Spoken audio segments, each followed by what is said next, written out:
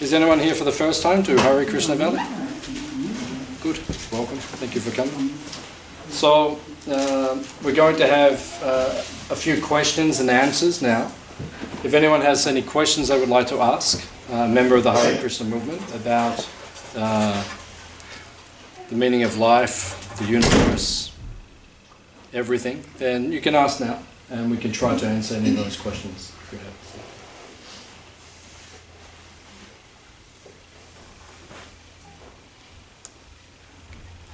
Any other questions? Anything else you'd like to know? There's one question. Like that. Yes, madam. As we've learned coming here time and again that we are not bodies, but we are souls. Yeah. Why does a soul need a body? Will you please speak up? We can't hear your question. Please speak up. My question Loudly, is why a soul needs a body to be here?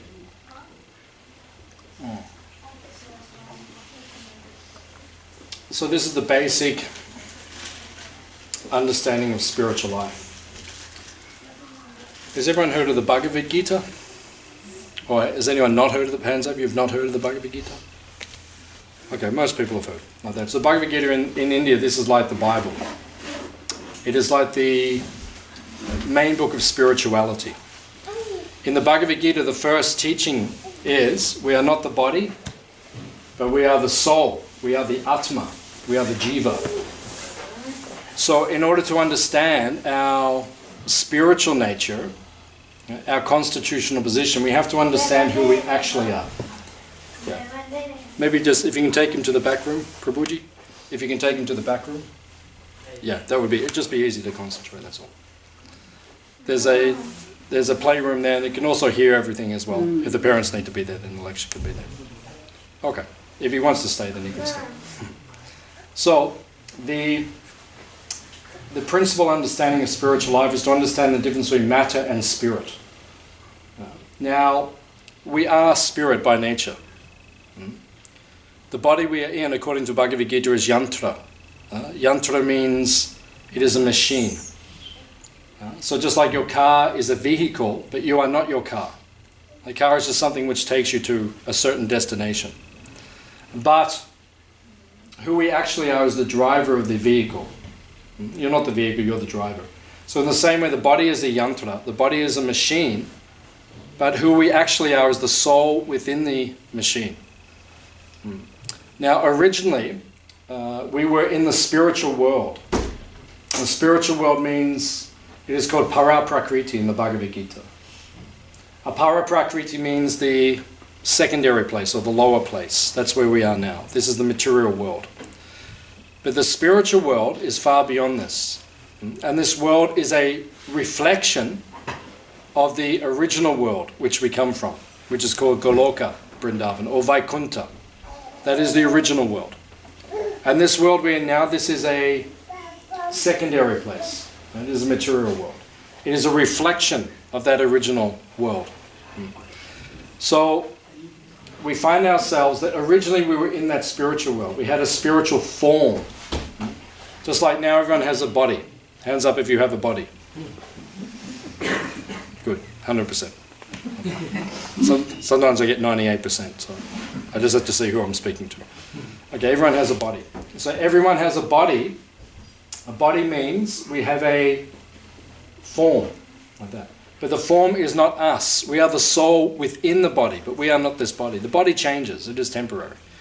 The body will last 100 years maximum. If you live to 100 years, the Queen sends you a letter, says congratulations, right? And then that's it. You don't live for very long. So this material world is just a place where we're in temporarily. But who we actually are is the soul, and the soul lives eternally. We change from body to body. That is called transmigration or reincarnation. So originally we had a spiritual form. There is another world where our soul and the form of the soul is the same. It is called a spiritual body. And God, Krishna, you've seen the pictures, he's the bluish personality. Krishna also has a spiritual body. Now we are meant to go back and live in that eternal realm where the body is eternal and we can live there eternally in that body. In that realm, there is no birth, there is no death, there is no old age, and there is no disease. Hands up if you'd like to go to such a place.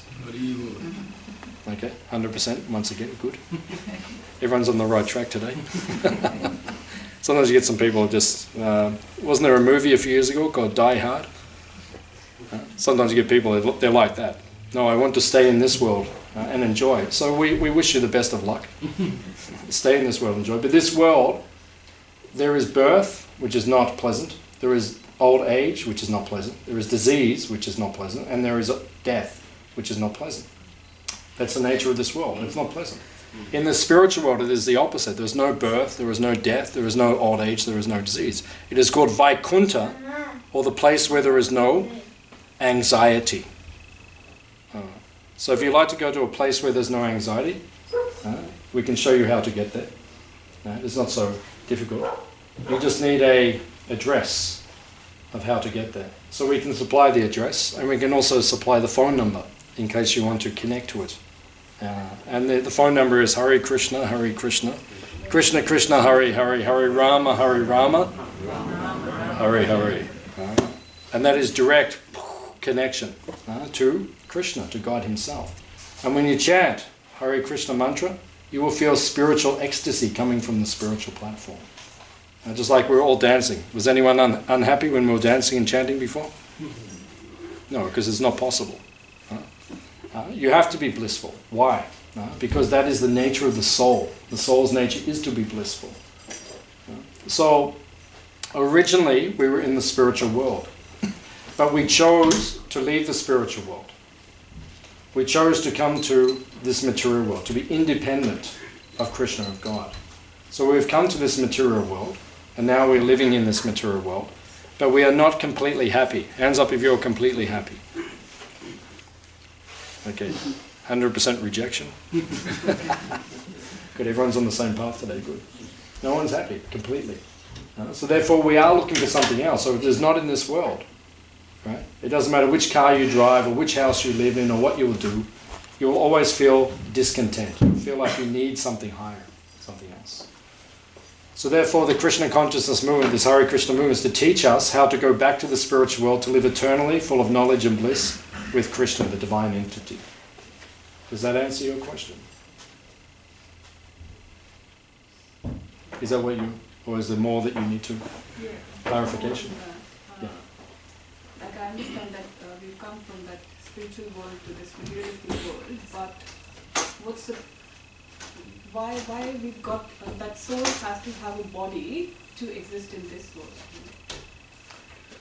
We can explain that our bodies are actually souls, but why a soul needs to have a body? What's the need of this body then? Why can't soul just exist by itself? Because you're not in the spiritual world. You've come to the other place. There's two worlds. The spiritual world, kingdom of God, Vaikuntha, Krishna Loka, and then there is the material world. We're not in the spiritual world, we're in the material world. The soul is encased by a body in this material world. So as to have the feel of this material world materialistically and... No, because you want to be separate from God. That's the... Why are we not in the spiritual world in a spiritual body now? Because you want to be separate from God. You don't want to serve. So he says, TK, no problem. He's also from India. So he goes, no problem. Have your own place. So he gives you a whole universe. Brahmanda Brahmite Kona Bhagyavana Jeev Guru Krishna Prasade Pai Bhakti Lata Beach. You wander Brahmanda Brahmite. Means you go through different planets in this world. Transmigration of the soul. We don't just get born on this planet. There's so many planets we can be born on. Brahmanda Brahmite means you wander lifetime after lifetime. So you want to enjoy separate from Krishna, from God. He says, he facilitates. Man proposes, God disposes. That's what you want? He says, no problem, go. He doesn't want you to have a material body. You want the material body. He is facilitating your desire to be separate from him. Is that clear? Yeah, so that's clear. So, Bhagavanaji, but Bhagavan means fortunate.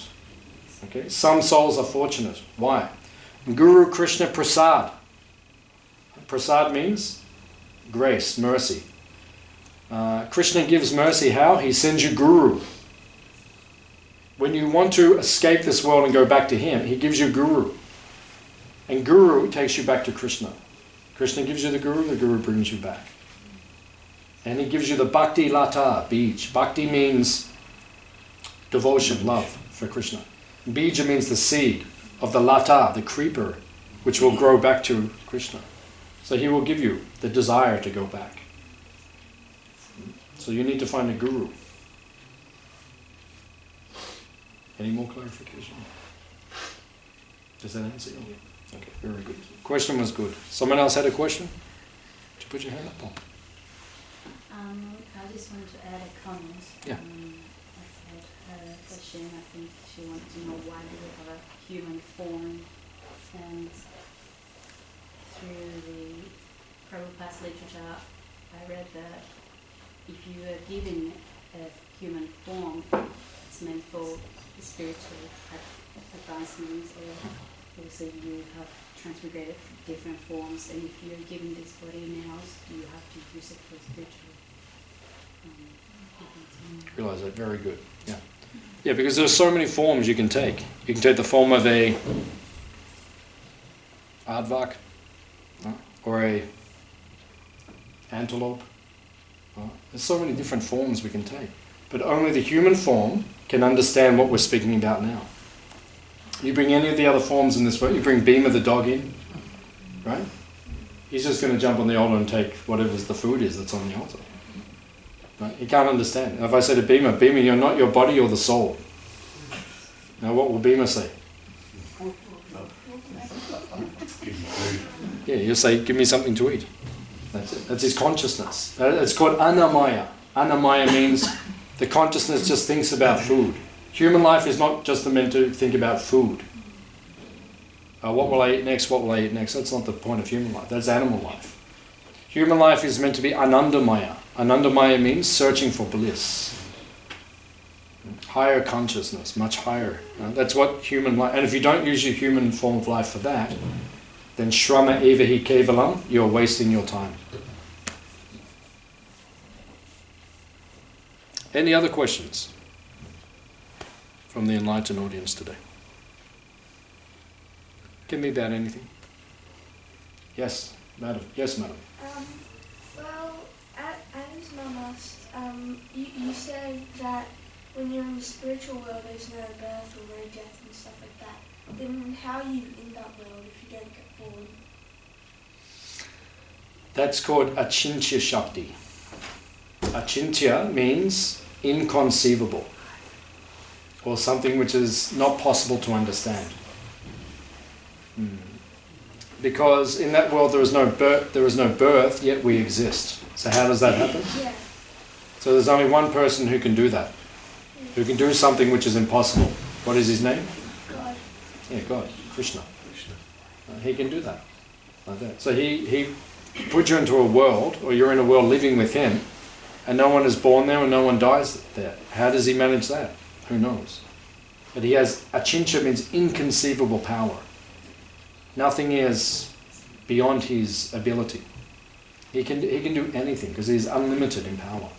That by definition, that is the definition of Krishna or God. So how does he do it? I'm not sure. Next time I meet him, I'll ask him. And I'll say, Arisha has a very interesting question. And he'll say, well, tell her to come back. And then I'll answer myself. Next time you see him, you can ask him. And you know what he'll say? He'll say, how do you make it that no one is born or no one dies? And he'll just go. So for me, it's no problem. He'll just say. For him, it's no problem. He can just do it. How does he do it? We don't know. None of us will ever understand. Is that okay? Yeah. Any other question?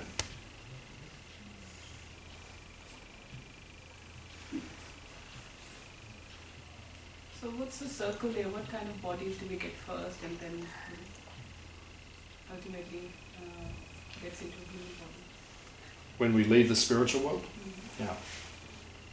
when you first leave the spiritual world, you take birth as a very highly placed, they're called Prajapati.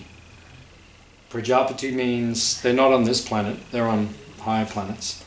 They're called devatas or demigods. And on behalf of God himself, they populate this universe and they manage the universe. They manage the rain, they manage the sunshine, the wind, fire, all the elements in this universe. They're extremely powerful entities. So you take birth as one of them first. And if you learn your lesson, you go back to Krishna. If you don't learn your lesson, then you come back into human forms and then other forms. So it's a choice. Human form is a crossroad. Crossroad means you have a choice whether you go up or down. Once you take birth as an animal or a plant or an insect or a reptile, you are forced to follow the natural law of karma back to becoming a human being again. There is no karma in the animal species. Animals just act as they want and there's no karma. But human beings, they accrue karma. They act properly or improperly. That is, you have more independence as human. So as human being, according to how you act, then you go up or down. So you can go and you become devata, or you can become dog, or up to you, your choice. It is scientific. The law of karma is scientific. It is not random. Some people think we're all just ascending. We're all just progressing lifetime after lifetime. We're not. Some people are regressing quite clearly. You can see many people, they're regressing in consciousness. They're not progressing. So. Any other question?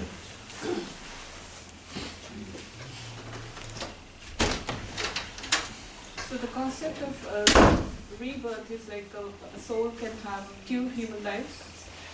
Is that what it is? What is it? 2 human lives? Yeah. Means you can be born as a human again? Yeah.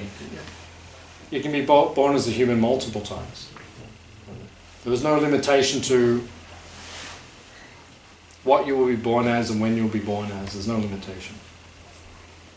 So it's according to your consciousness. Krishna says in the Gita, 8th chapter, Yam yam vapi smaram bhavam.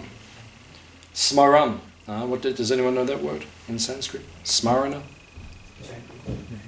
Chanting? No, that's kirtan. But smarana.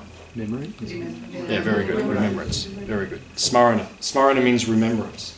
So Krishna says bhav. Bhav means like a feeling, a contemplation. So Krishna says, Yam yam vapi smaram bhavam. Whatever you think of at the time of death, you will attain that without fail. So it means that at the time of death, your life goes before your eyes. And you see your whole life. Everything you did. For years and years and years. And then your consciousness will fix on a particular feeling or attachment or a particular state. You'll be fixed in a particular mind state or mentality. And according to what you're fixed on, then that will take you to your next body. The body we have now is according to what we cultivated in our previous life. And what will become next is what we're cultivating now. So it is up to us how we choose to do like that. So at the time of death, whatever you think about, then that will take you to your next destination. It's an interesting science. Has anyone been with anyone when they left this world? Have you been with someone when they died at the moment of death? Hands up, if anyone's. A few people, yeah. Yeah, I've been with a good friend of mine, Ananya Bak, Prabhu. I was with him. He was looking into my... Ananya Bak? Yeah. From the old days. Yeah, from the old days. Yeah.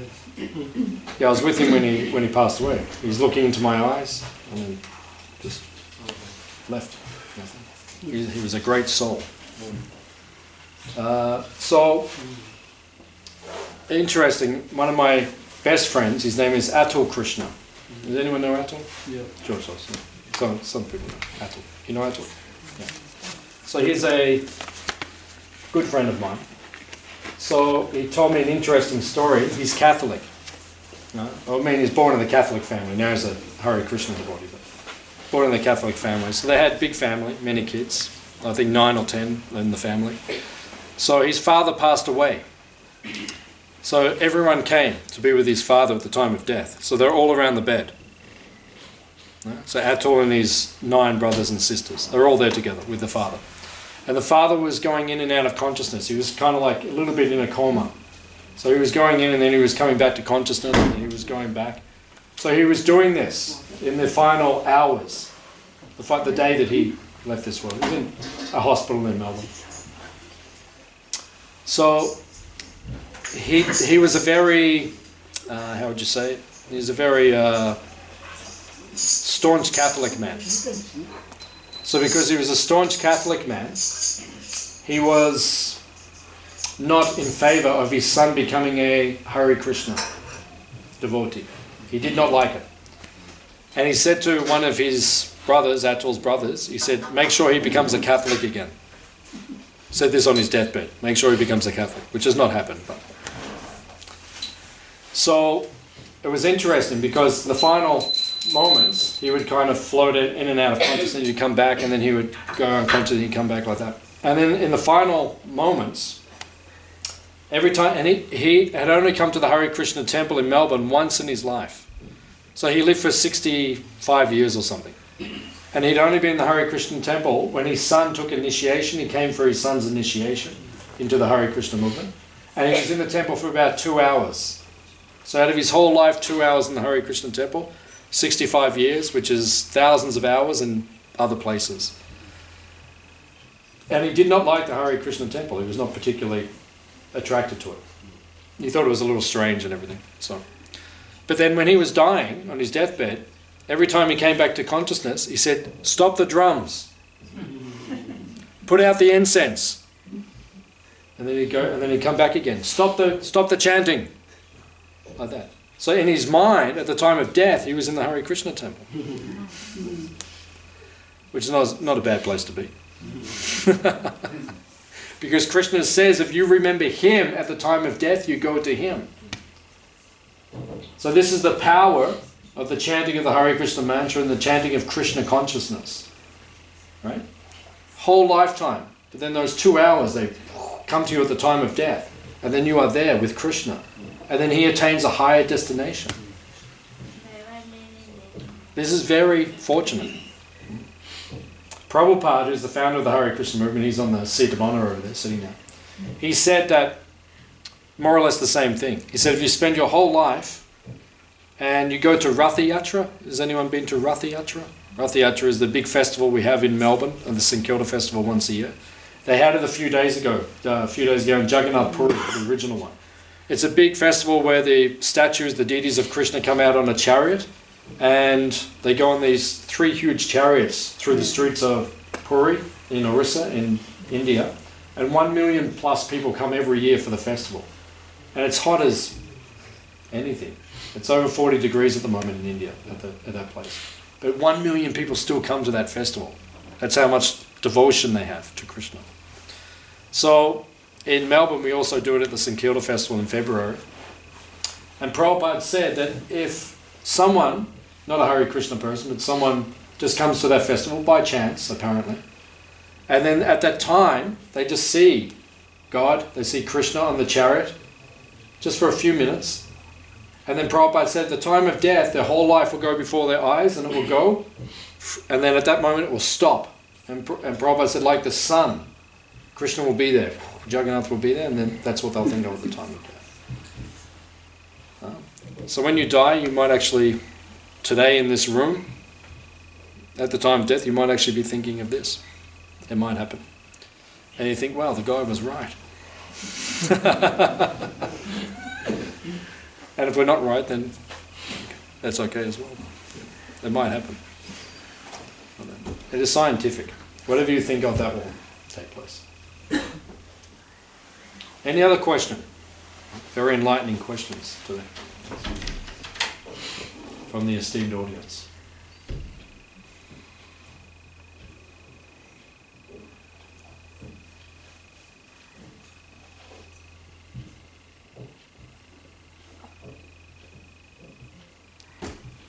Okay.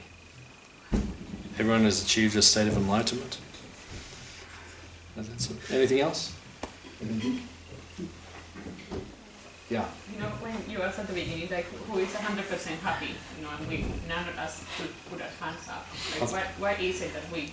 I thought you put your hand up. Oh, you saw me, because I did. Yeah, it's something in your eye.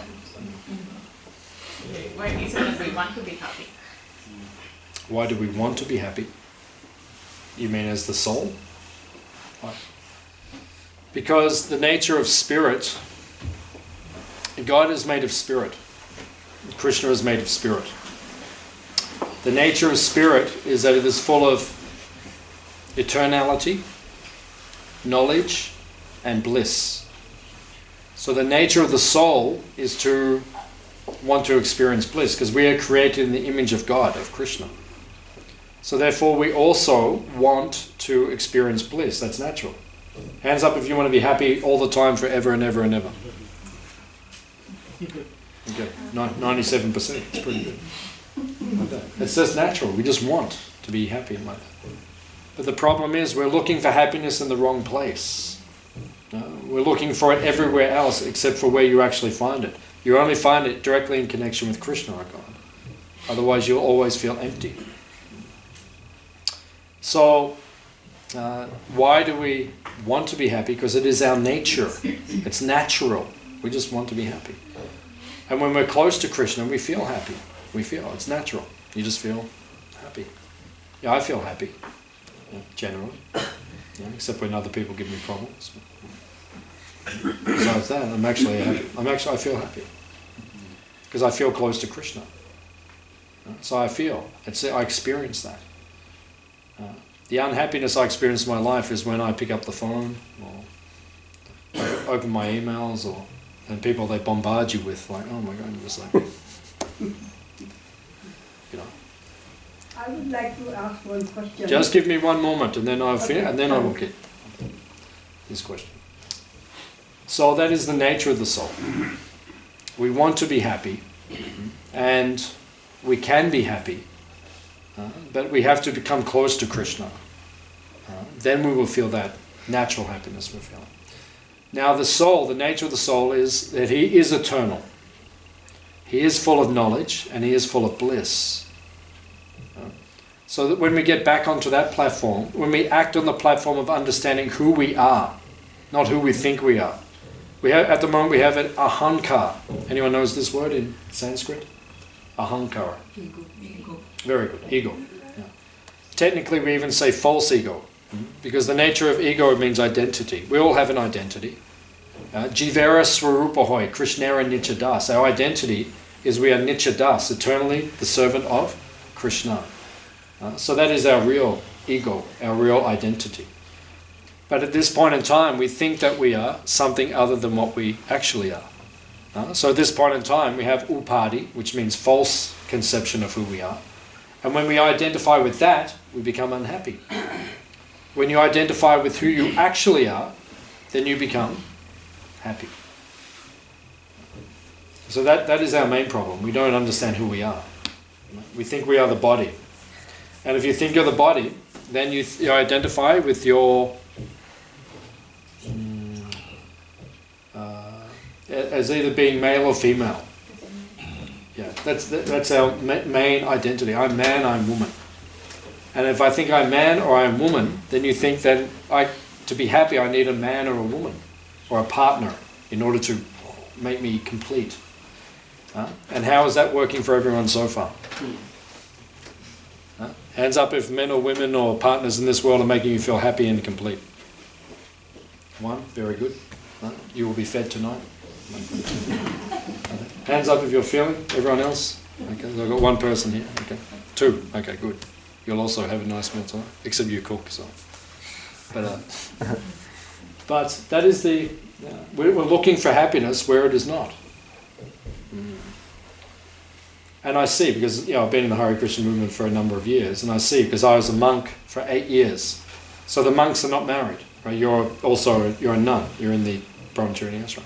So I see after time, most of them, they start thinking, if I get married, I'll be happy. Right? And then they become consumed by this notion that, if I have a partner or I have a life partner, a wife, a husband, then I'll be happy. And then they get married, and then after a few years I see they start thinking the opposite way. Oh, I was so happy then when I was by myself and I was just, you know, like that. Now that's because we're identifying with this, with the body. So we're forgetting who we are. You can never be happy. It will never make you happy. So we have to have a balance in this world. We have to fulfill our material desires, because we have material desires. Marriage is not a spiritual desire, it's a material desire. But okay, you have that, then fulfill that desire, but the actual happiness we're looking for is in union with Krishna. Actually, Krishna is the husband of everyone, actually. Does that answer what you're asking? It's okay. Does it make you more happy or more sad? You can tell me later, it's okay. What's that? No, it gets clear. Yeah, it makes it clear. Yeah. We all know, because we know the philosophy. We know the philosophy, we understand it, but to act on it, that takes time, that takes realization. It's a practice, that's called sadhana. Sadhana means you practice. And gradually you'll feel it coming closer as time goes by. So, madam, you'd like to ask? I can't remember exactly when, but some people call Hare Krishna a cult. Yeah. Who are those silly people? What was the final? They Yeah. call. Yeah, I got the, what was the last thing You you got said? the question? Yeah, except the I didn't get the last sentence. What was it? Yeah. They some people call Hare Krishna cult. Called, yeah. And who are these silly people? I would like to know. Who are these silly people? Oh. Who are the silly people who call the Hare Krishna, Hare Krishna people a cult? I don't know who they are. I'm not sure. No? I mean, maybe in the newspaper sometimes they say that or something like that. It's just a word, that's all. Words have connotations in every language. A word has a connotation. So if you look up the dictionary meaning of the word cult, cult just means a group of people. Oh, It just, bad people. no, it doesn't. Not bad people. These days, if you look up the dictionary definition of cult, right, Oxford Dictionary or any of the dictionaries, it just means a group, that's all it means. But in our language, English in this particular case, then it has a negative connotation. We say cult, everyone says, oh, that's a negative. But it just literally it means a group of people. But then we attach certain connotations to the word, and we say, oh, that group of people is a cult, so they must be dangerous, or they must be, brainwashed or something like that. So back in the 1970s, when the Hare Krishna movement started, many people, they said the Hare Krishna movement was a cult. They said it brainwashes people. So then they brought that to Prabhupada. He was still living until 1977. He was the founder of the movement. So they said, Prabhupada, and even journalists would come to interview him. And they'd say, you have a cult, you're brainwashing people. What do you say about that? And Prabhupada said, of course I'm brainwashing them. All their brains are dirty. So I'm brainwashing all of them because they're dirty. I have to clean it all. So it's just a negative. It's it comes up from time to time. It doesn't happen so much now. People say we're a cult, or we don't get so much negative publicity now. Sometimes we do. But back in the early days, because it was so different, the Hare Krishna movement was very different. And it came into America and Australia and all these Western countries, and people thought, oh, it's very strange, orange people dancing up and down the street with bald heads. If you had a bald head back in the 1970s, you were very strange. Like now, everyone's got a bald head. Like everyone has bald head. It's like, I think so. I can't think right now, but so many. What's that? Yeah, he's had it for many years, and that guy. What's that guy they call The Rock, the big wrestling guy? Dwayne Johnson. What's his name? Dwayne Johnson. Dwayne Johnson. He's your hero. No. But he's got the bald head. So now it's just common. Everyone has it. They got it from us. We should put a trademark on these things. So it's just a word that we use in English. It doesn't actually mean anything negative. But sometimes usually when people don't understand something, they become fearful, and then they'll say, oh, that's a cult, or that's something dangerous. But it means they just don't understand it. I've been a Hare Krishna for many years, and I've met many people and even at this farm, many people come here, and many people say, oh, you know, we wanted to come and visit, but we weren't sure what was there. You know, if we got out of the car, were they going to shave us? What were they going to do like that? So people have just got this, but when they meet us, they think, oh, these guys are normal. Even we had a yoga retreat here a couple of weeks ago, and the ladies, I was showing them around the property, giving them a tour. And after a while, they said, oh, you know, we didn't know what to expect when we came here. But we think you guys are more normal than other people. And I think we're more normal.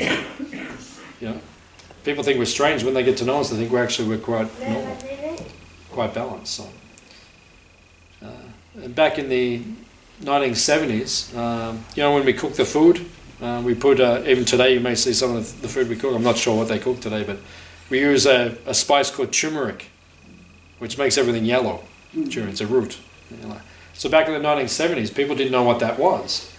So people used to say, don't eat the Hare Krishna food, the yellow stuff controls your mind. People actually said this. Don't eat the food, the yellow stuff, it's a mind control drug. You know, it's just turmeric. It cleanses the blood, it has all these, you know, positive properties. It's an anti-radical, it's an antibacterial, it's like... Prevent dementia. What's that? The yellow stuff prevents dementia. Yeah. Yeah, it can, yeah, dementia and brain problems. If you take lots of turmeric, it's very good for that. It can be yeah, healthy. So it has many benefits like that. Any other questions? Madam? If we have an eternal relationship with God, then why this illusion that we're alone? Why is the illusion that? Why are we in the illusion that we are alone? You know what I mean? Like we feel, like we know theoretically we have an eternal relationship with God, but still, most of the time we feel we're alone, we're separate from Him. Like we don't constantly remember this, the relationship. So there's a feeling of separateness? Like you know He's there, but you don't feel close to Him? Is that what you're saying? Okay, it's a very good question, very deep question too. I've heard even very advanced practitioners in our movement, what we'd call our gurus, I've heard them even say that they have that feeling sometimes. So it's something that you have until you learn to connect with Krishna. So that is the process that we follow in our tradition. It's called Bhakti Yoga. Yoga means union, and Bhakti means with love or devotion. The more you're connected to Krishna, the more you feel His presence. Now the principal way that we connect with Krishna is by chanting the Hare Krishna mantra, which we chanted before. Hare Krishna, Krishna Krishna, Hare Hare. Hare Rama, Rama Rama, Hare Hare. Now, as practitioners, I've been practicing that sadhana of chanting for many years, decades. And it's a cultivation. Sadhana actually means cultivation or practice. And it is written in our teachings, and I see it myself and we hear it. People don't follow the practice very well much of the time. So even though they're doing this chanting for many years, and they're chanting the names of God, which are Nijasava Shakti, is full of His own potency and energy, because they're not really chanting it what we call attentively or in an absorbed fashion, because they're not absorbed in the chanting, they do not get the benefit of the chanting or the feeling of union with God. And I experience that myself, I know. Because sometimes that feeling, I can honestly say I actually feel quite close to Krishna. I feel quite connected. I don't feel distant in one sense. I know what you're saying. I do feel, in another way I do feel distant. A lot of the time I feel He's very present. And I know myself, because that fluctuates, and I know that feeling of fluctuation is according to my commitment to my practice, especially with my chanting. I know when I chant what we call attentively or in an absorbed fashion, I don't feel distant. And when I'm not, then I feel distant. And then the chanting, because the chanting only goes for a couple of hours a day, that is supposed to lead to everything else we do during the day, which is meant to be devoted to God or Krishna. So, you know, if we're feeling during the day that we're not connected, that means we're not applying ourselves properly to the chanting and then to everything we do. In other words, we have to work on our internal consciousness. We have to learn to become more selfless in our service. So it means there's work that needs to be done. You know, we can all do the service. You do secretarial work. That's your principal engagement. Right? So, but how do you do that? What is the consciousness in which you apply yourself while doing it?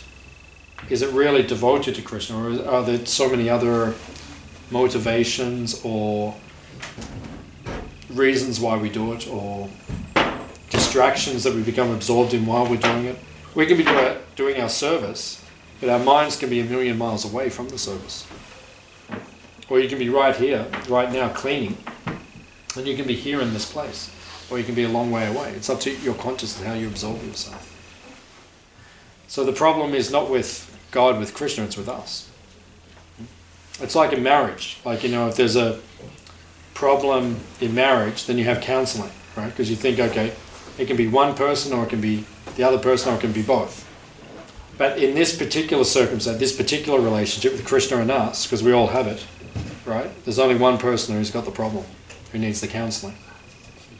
Right? You don't see him and, you know, he's not down the back of some kunj like, oh, you know, the go like, oh, I really just can't connect with Radharani today. You know, there's something wrong with me. I'm just, you know, it's like he doesn't have the problem, but we do. Because although we want to serve him, but simultaneously we want to be separate from him. So it's kind of like we've got like a dichotomy taking place in our consciousness. You know, we want to be there, but we also want this simultaneously. And it's like when the boat starts taking off from the shore, you have to be in the boat or you have to be on the land. You have to make a decision. Otherwise you end up in the water, and that's unpleasant. So you have to make, are you going to be with Krishna and go? Or are you going to stay here in this world? And so it's up to you. What do you really want? You have to analyze. And only you can answer that, what you really want. Is that it? Some clarification? We all have it. It's the same problem we all have. I know myself, the more as you get older also in life, you know, because I'm, you know, nearly 50, getting towards 50, 47, 46, 47. So, you know, I've been around, I'm not old, but I've been around a number of years. And the more you experience this world, the more you just realize it's not, the philosophy teaches us happiness is not in this world. And as the decades go by, you realize that it's not in this world. And internally you begin to detach from this world. You know, you're here, but you're not of it. You know, and that's what we're aiming for. We're completely not of this world. So as I get older, I just realize I've been disappointed so many times. I was quite an optimistic person about this world up until about the age of 35. How old do you know? 32. Yeah, so give yourself another 3 years and you're kicking. Up to about 35, I was quite optimistic about this world, about people, and I realised that it's practically all a disappointment. Practically. I'm not saying it's 100%, but practically it's quite disappointing. I think every relationship I can conceivably think of, right, with wife, with children, with father, with mother, with brothers, with friends, it's all disappointed me in one level or another. So these days, you know, when I wake up in the morning, I just think, okay, what's it going to be today? You know, and I check my phone, the text messages and the emails and all that. I'm just thinking, what's it going to be today? Just going to be some other, you know, thing in this world. So internally you become more detached from this world. But you feel happy because you're connected to Krishna. And that's what Krishna says. He says that this world will disappoint you. Dukkalayam ashashvatam. Krishna says in the Gita. Dukkalayam means, dukkha means misery. Ashvatam means temporary. So he says in the very beginning, before we even get here, he says, okay, go, but you're going to be miserable and everything's temporary. Enjoy yourself. It's like if you go on a holiday, you know, you arrive at the holiday resort, and on the front door of your room it says, you're going to be miserable here and it's all going to be temporary, but enjoy yourself. Have a great holiday. Right? But that's the reality of this world. Right? We came here for a holiday, a break from Krishna, so we get here, and Krishna says, no problem, go enjoy yourself. It's going to be miserable, and it's all temporary, but yeah, have fun. But still we have this illusion that we will be happy here. It's so strong. Yeah. Yeah. So Krishna also says, good luck. He says, enjoy yourself, Kundala. And when you're really, really, really ready, then come back. You know? You're just too young, that's all. That's all it is. You're not old enough yet. You just haven't had the real enough experience. That's all it is. It's the same all of it. It's a evolution. That's all it is. I remember when I was 24, around about that, so even younger than you. And when you're 24, 25, I mean, you're peaking. Like, I was so strong, and there's so much energy and power, and I could do anything I want. My body just did whatever it wanted. Now these days, before I do something, I've got to think, can I actually do that? Can I actually get up? It's like, you start thinking, it's like, but when I was young, it's just like your body can do it. It feels like there's nothing that can stop you. And Buru Jampa Prabhu is one of the gurus in the Hare Krishna movement who he's my Shiksha guru. I was about 24 and he looked at me and he said, you get to a point in your life where you feel like everything gets taken away from you. And you've got nothing left, no security except for Krishna. And he was looking at me and I was looking at him and I had no idea what he was talking about. And he just looked at me and he said, it hasn't happened to you yet, has it, where everything gets taken away? I said, I didn't even know what he was talking about. Now, after another 20 years, now I've got an idea what he's talking about. So yeah, don't worry, the main thing to do is to just stay around. Prabhupada used to say, we're on a boat, don't jump off the boat. Just stay on the boat. And if you just stay on the boat, then in due course of time everything will become very clear and you'll get the destination. But the test is, as the boat's going, many people jump off, we see it. Many people think, oh no, I can enjoy in the material world. So don't let that happen to you, that's all.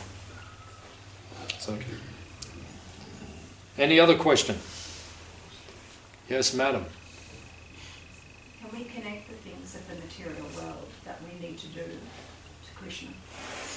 Because is the material world not also Krishna's energy? Yeah. And how do we remember to do that? In the ancient teachings, Rupa Goswami says, about 500 years ago, he says, Nirbandha Krishna Sambandhe Yukta Vairagya Uchyate. So, Nirbandha means things in life that you should give up. Krishna Sambandha means things that you should accept in life, good things.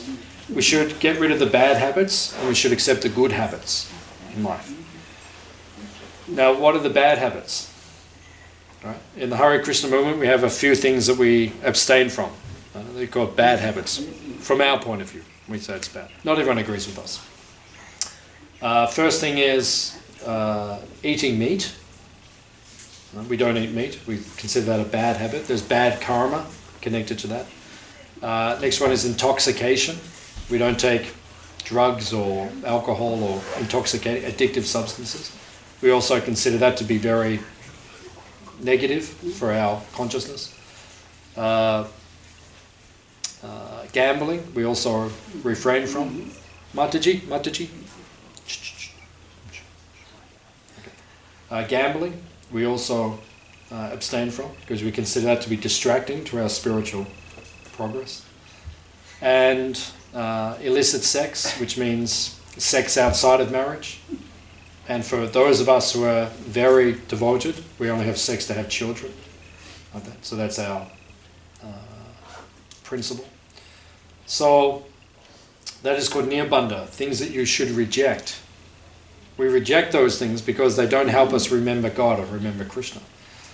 So then the things that we do, the positive things, we accept those things because they will help us to remember Krishna.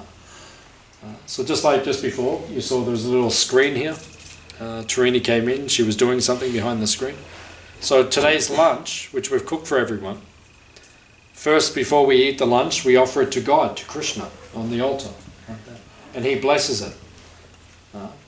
Sometimes people say, why does the Hare Krishna food taste different? Because first we offer it to Krishna, and then God touches it, he blesses it. That's the actual brainwashing substance. Because people always say to us, what do you put in the food? We put love into it.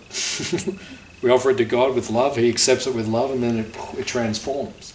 So it has a spiritual potency. So that is a positive thing. That's a positive thing which can take you closer to God. Everyone has to eat, we have to cook every day. But then offer your food first to Krishna, it becomes blessed, purified, and then that takes you closer to God. Whereas the opposite is, you eat things which cannot be offered to Krishna, like meat and these things. We reject those things because they harm our spiritual life and they take us away from God. They create confusion in the consciousness. So that is called yukta vairagya. Yukta means yoga, connection. Vairagya means renunciation. So accept things which help you come to Krishna and renounce things which take you away from Krishna. Does that answer you? Okay, good question. So yeah, thank you very much for coming. It's a great honour to have all of you here. If you'd like to help us, go to the kitchen, we'll bring the prasadam into the dining room, then we'll eat in the dining room. There's a lot of us here today, so I think we'll try to fit everyone in the dining room, but if it's too tight, then some of us may just have to sit down on the seats or something like that. So, but please come and enjoy. Hare Krishna.